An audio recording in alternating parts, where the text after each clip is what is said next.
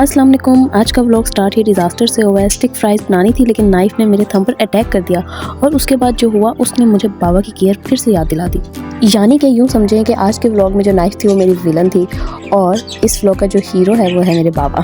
तो हुआ कुछ यूँ कि मैंने सोचा आज सिंपल सा व्लॉग बनाते हैं और स्टिक फ्राइज़ बनाते हैं और मुझे लगा कि आज सब कुछ बड़ा स्मूथ होने वाला है। लेकिन जैसे ही मैंने नाइफ़ उठाई, अभी स्टार्ट ही किया था, अभी कुछ देर ही हुई थी कि नाइफ़ ने सीधा मुझ पर अटैक कर दिया और मैंने लिटरली ऐसे फ्रीज़ हो गई जैसे ब्रेन को 2 सेकंड लग गए समझ में कि ये हुआ क्या है। और फिर बस मैं कह रही थी कि ग्रेट, वाओ, व्लॉग का स्टार्ट ही इंजरी के साथ हो गया है। असल में फ्राइज़ के लिए बहुत थिन स्लाइस करने थे और इसलिए नॉर्मली मैं कटर यूज़ करती हूँ, लेकिन आज तो बस ना 100% बैड लक था क्योंकि मैंने पूरा किचन देख लिया लेकिन कटर कहीं भी नहीं मिल रहा था। मुझे लग रहा था कटर कहीं बैठ के हंस रहा होगा कि आज देखते हैं तुम नाइफ़ से कैसे मैनेज करती हो।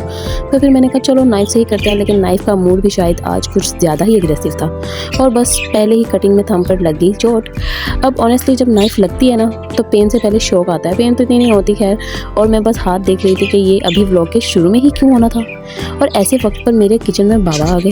हालांकि उन्होंने मेरे हाथ में देखा तो नहीं था कि मुझे नाइफ़ लगी है, बट फिर भी वो नोटिस कर रहे थे कि मुझे स्लाइस कटिंग करने में मुश्किल पेश आ रही है। तो उन्होंने कहा कि आओ मैं तुम्हारी हेल्प करता हूँ, तो उन्होंने मेरा हेल्प किया।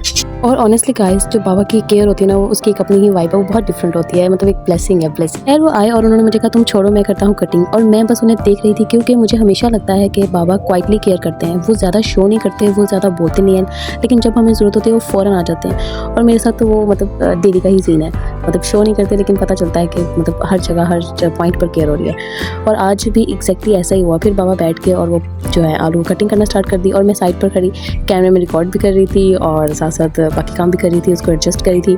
और ऑनेस्टली मुझे वो मोमेंट बहुत क्यूट लगा।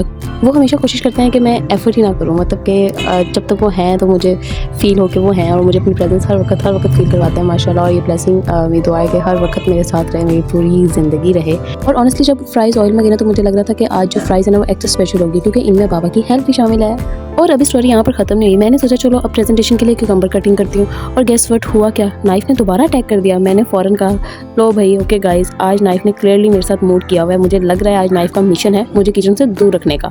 और मैं बस हंस रही थी क्योंकि आज का जो व्लॉग है वो नाइफ़ vs मी चैलेंज बन चुका है। लेकिन इंजरीज़ के बावजूद फ्राइज़ भी बन गई, प्रेजेंटेशन भी हो गई और व्लॉग भी कंप्लीट हो गया। और सबसे इंपॉर्टेंट, आज मुझे एक बार फिर फील हुआ कि हमारी लाइफ की जो सबसे बड़ी ब्लेसिंग है वो हमारे पेरेंट्स हैं। वो हमें स्ट्रॉन्ग भी बनाते हैं और क्वाइटली प्रोटेक्ट भी करते हैं और केयर भी करते हैं। और ऑनेस्टली आज का व्लॉग भी डेडिकेटेड उन्हीं को जाता है, क्योंकि अगर वो किचन में ना आते तो शायद आज फ्राइज़ भी ना बनती और आज का व्लॉग फिर स्किप हो जाता।